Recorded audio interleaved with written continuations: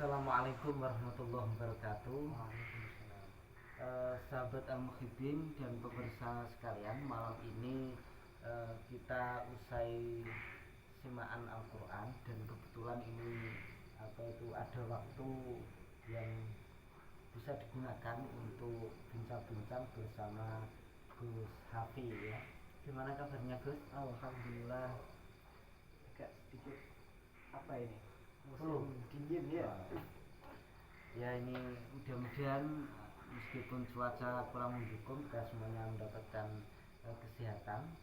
Selanjutnya ini perlu saya jelaskan, perlu saya kenalkan bahwasanya narasumber untuk malam hari ini adalah beliau Gus Hafi. Beliau adalah mutakharrij dari Pondok Pesantren Al-Basyiriyah, asuhan beliau Romo Haji Ismail Sulaiman, Petak Purwosari. Untuk malam ini kita akan membahas terkait Al-Quran. Al-Quran ini pas banget sesuai dengan tema narasumber yang kita hadirkan. Saya ingin bertanya pada Gus Hafi pertama, panjenengan kan al-mutakharrij dari Pondok Pesantren Quran. Ya. Apa yang menjadi latar belakang atau motivasi panjenengan untuk memilih sebagai seorang yang menghafal Al-Quran? Kenapa tidak kuliah saja menekuni bidang teknik atau matematika atau yang lain, tapi justru Al-Quran itu sebagai pilihan panjenengan? Terima kasih sebelumnya. Assalamualaikum warahmatullahi wabarakatuh. Waalaikumsalam.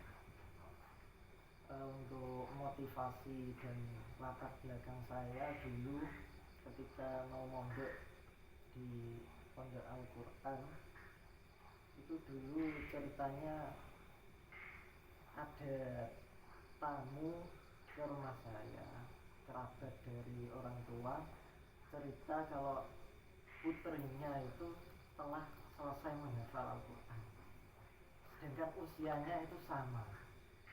Waktu itu saya masih di aliyah kelas 3, makanya saya berpikir dia saja bisa, masa saya enggak, padahal dia wanita gitu. Ini yang tertariknya ini putrinya tadi atau memang semangat Qur'annya? Semangat Qur'annya memang. Bener ya Gus ya. Saya soalnya dari dulu itu suka bersaing ya.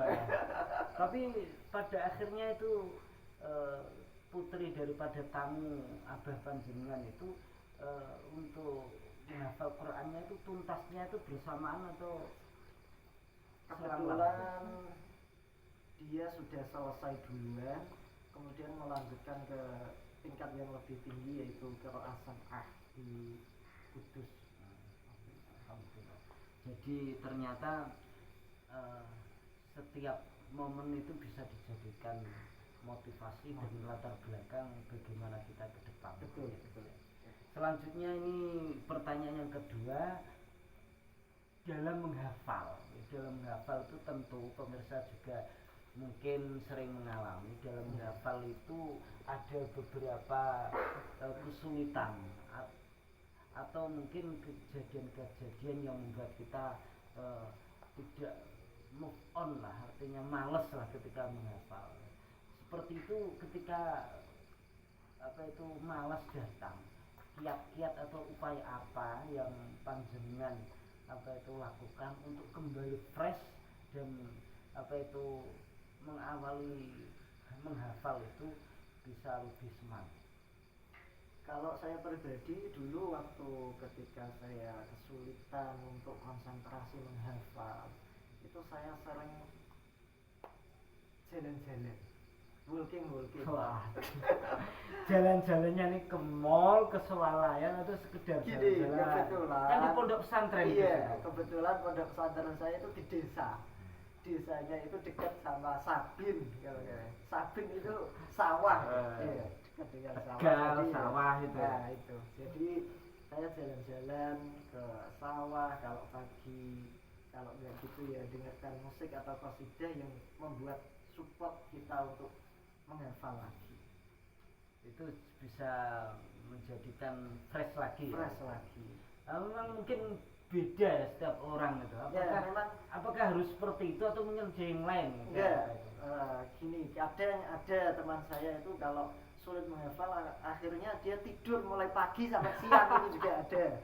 Ada yang jajan di kantin itu juga ada. Lah ini pemirsa unik sekali nih. Ada yang dalam apa itu mengekspresikan untuk bisa mood kembali itu kalau Gus Hafi ini dibuat jalan-jalan. Ada juga temennya yang tidur satu hari penuh. Nah, itu tidur itu ternyata juga apa itu bisa menjadikan bangkit lagi menghafal. Kalau saya ini apa ini kira-kira atau mungkin pemirsa ini bagaimana untuk memulai apa itu menghafal dengan tetap lebih semangat itu tentunya ya masing-masing individu punya kesimpulan sendiri ya. Ini kan kita bertanya pada Gus Hafi dan dia memberi pemahaman bahwasanya salah satu cara untuk lebih bisa menghafal lebih semangat lagi adalah jalan-jalan. Kemudian sebenarnya ini para penghafal Quran itu sebetulnya sebatas yang saya ketahui itu kan sangat dimuliakan oleh Allah juga oleh sesama. Artinya orang yang hafal Quran dengan tidak itu kan jelas berbeda. Dan sebetulnya pandangan ulama itu terkait keutamaan menghafal Quran atau orang menghafal Al-Quran itu bagaimana menurut apa itu pemahaman panjenengan? Untuk itu saya ingin menyampaikan sebuah hadis yang diriwayatkan oleh sahabat Anas ya. Dulu ketika Rasulullah itu sedang memberi nasihat kepada para sahabat, Rasulullah itu menghentikan atau bersabda, inna lillahi ahlina minan nas, sesungguhnya Allah itu punya keluarga dari golongan manusia. Mereka pun juga kaget, sebenarnya para sahabat pun juga kaget, masa Allah Tuhan kita itu punya keluarga dari golongan manusia. Ya. Sedangkan sifatnya Allah kan laisa kamitslihi syai'un. Akhirnya para sahabat bertanya, man hum ya Rasulullah, siapa mereka ya Rasulullah? Rasulullah menjawab, hum ahlul Quran ahlullah wa khassatuhu. Mereka yaitu ahli Al-Quran, ahli yang membaca Al-Quran atau hamilul Quran, itu mereka dianggap keluarga oleh Allah dan dikhususkan oleh Allah. Sangat istimewa sekali. Artinya diperhatikan oleh Allah. Pertanyaan selanjutnya begini, itu kan bagi orang yang apa itu menghafal Al-Quran. Apakah misalkan saya kan tidak menghafal Al-Quran, tetapi misalkan saya senang banget baca Quran, tidak menghafal, hanya baca saja. Setiap hari kita punya agenda yang berkala untuk menghatamkan, misalkan satu minggu itu apa itu hatam sekali, atau misalkan satu bulan itu hatam satu kali. Pokoknya kita istilahnya itu bondo seneng, bondo seneng hanya membaca tapi tidak menghafal. Apakah itu masuk kategori orang yang diakui sebagai keluarga Allah, artinya diistimewakan oleh Allah, atau hanya khusus yang menghafal saja? Dulu saya pernah ketika di pondok itu dapat keterangan dari kiai saya bahwa yang dimaksud dengan ahli Quran atau ahli Quran yaitu ketika orang itu terbiasa untuk membaca, dan itu ada minimalnya yaitu 100 ayat. Jika setiap hari orang itu terbiasa membaca 100 ayat dari Al-Quran, itu sudah dianggap keluarga Allah. Jadi kebiasaan, termasuk orang menyebutnya itu tukang, misalnya tukang Quran, kayak tukang bangunan, karena setiap hari dia menekuni membangun rumah ya, itu jadi tukang Quran berarti menekuni Al-Quran itu sendiri. Tidak harus menghafal ya, tapi membaca. 100 ayat. 100 ayat. Pemirsa, 100 ayat. 100 ayat menurut pemahaman Gus Kafi itu bisa dijadikan motivasi kita untuk mencintai Al-Quran, dan insya Allah Allah akan mengakui kita sebagai keluarganya. Cuma kira-kira 100 ayat itu berapa lembar itu? Misalkan kita buka Quran secara Kalau umum sekitar itu bisa variatif. Ada yang kalau tergantung suratnya, kalau panjang-panjang atau pendek-pendek itu rata-rata sekitar 3 lembar. 3 lembar. Iya, 3 lembar dari Al-Quran. Nah, itu sangat, Dan itu pun ya, tidak harus dengan lancar cara membacanya. Iya.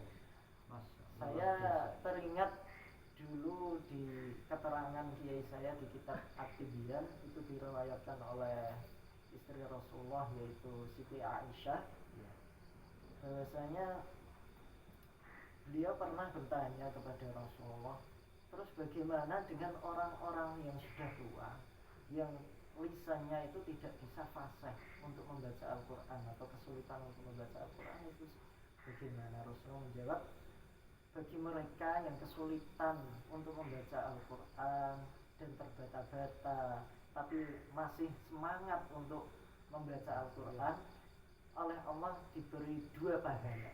subhanallah, 2 pahala. 2 pahala. Kok 2 pahala? Ya, Rasulullah keterangannya yaitu 1 karena dia semangat untuk membaca Al-Quran, yang kedua karena kesulitannya dia untuk melafalkan Al-Quran. Iya. Jadi ada upaya belajar lah, Upaya belajar. Luar biasa itu. Jadi pemirsa, kita meskipun belum punya niatan untuk menghafal, syukur-syukur muncul setelah mendengar penjelasan dari Gus Hafi tadi, bahwasanya di antara keistimewaan itu adalah diistimewakan Allah itu adalah hamba yang mau membaca Al-Quran minimal 100 ayat, sekitar 3 lembaran lah, atau mungkin masih terbata-bata, itu justru malah mendapatkan 2 pahala. Mudah-mudahan itu menjadi motivasi kita semuanya, para pemirsa dan jamaah muhibbin, untuk lebih mencintai Al-Quran, lebih cinta sering membaca Al-Quran, dan mudah-mudahan itu menjadi landasan kita untuk senantiasa tidak meninggalkan Al-Quran meskipun 1 ayat atau 2 ayat dalam 1 harinya. Nah, sebagai kata akhir Gus, pertemuan kita ini, tolong beri semacam motivasi dari panjenengan bagi kami misalkan itu untuk mencintai membaca Quran, karena kadang-kadang sudah hafal atau mungkin sudah berusaha untuk membaca, itu kadang-kadang sering muncul malesnya. Itu nyindir saya. Waduh, ini kalau ini sebetulnya sering lah dirasakan saya juga. Artinya akhir cinta itu selalu tumbuh kan, gitu. Untuk membaca sekaligus terus jenengan itu jadi tukang buka Quran, tukang maca Quran. Itu motivasi panjenengan gimana? Setiap hari itu bagaimana? Saya ingin menyampaikan sebuah kisah. Pada zaman dahulu itu ada seorang kiai. Kiai itu setiap malam itu mimpi bertemu Allah. Setiap malam selama 99 malam. Yaitu bernama Ahmad bin Hanbal. Kalau kita sering dengar ya Imam Hambali. Salah satu empat madhab. Madhabul arba'ah yang biasanya kita. Nah, ketika malam ke-99 itu kiai tadi itu ngiting di apa? Ngiting itu ya. Ngiting itu apa ya? Berharap ya. Punya planning, punya rencana rencana ketika bertemu ingin mengadukan sesuatu lah. Gitu. Jadi punya rencana kalau nanti malam saya mimpi lagi ketemu Allah, saya ingin bertanya sesuatu. Akhirnya diijabahi oleh Allah dengan 100 kali mimpi kamu. Ketika mimpi itu Kiai tadi bertanya kepada Allah, yaitu bima taqarrabal abdu ilaika ya Rabb, dengan apa seorang hamba itu bisa mendekatkan diri kepadamu ya Allah. Jawabnya Allah, biqiraatil Quran, dengan membaca Al-Quran. Jadi orang itu bisa komunikasi dekat, atau bisa dekat dengan Allah itu dengan Al-Quran.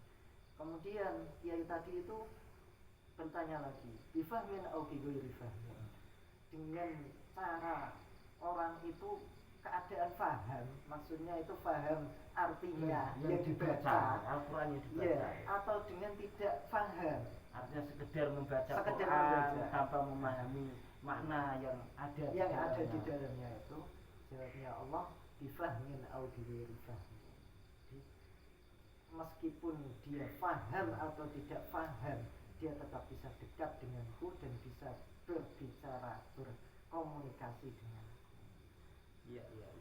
Jadi luar biasa ini pemirsa dan jemaah muhibin, keistimewaan orang yang mau menghafal Quran atau membaca Al-Quran dengan istiqomah. Itu di samping punya potensi pahala yang besar, lebih dari itu adalah dapat menjadikan Al-Quran itu dapat kita jadikan sarana untuk dekat, usul sampai kepada Allah. Orang yang dekat pada Allah itu berarti terjaga dirinya dari berbagai laku maksiat, karena memang hari-harinya dipenuhi dengan membaca Al-Quran, dan otomatis kalau misalkan mau belajar terus, apa yang ada di dalam Al-Quran itu menjadi perilaku lah, menjadi perilaku dan perisai dari sesuatu yang buruk, sesuatu maksiat kepada Allah.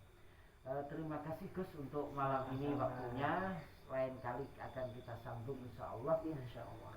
Tentunya masih di Muhibin yang istiqomah setiap Kamis ini ada istilahnya itu deresan atau hitung setoran yang nanti akan kita lanjut dengan tema yang berbeda.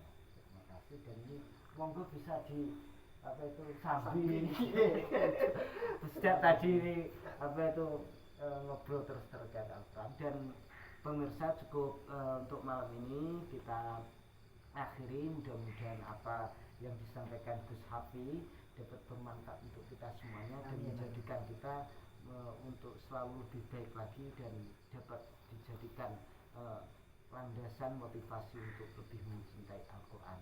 Khairukum man ta'allama Al-Quran wa 'allamahu. Sebaik-baik di antara kita semuanya adalah siapa itu, yaitu orang yang paling baik menurut Allah adalah yang mau belajar serta mengamalkan Al-Quran. Mohon maaf atas segala kekurangan, wallahu muwaffiq ila aqwamit thoriq. Assalamualaikum warahmatullahi wabarakatuh. Waalaikumsalam. Monggo.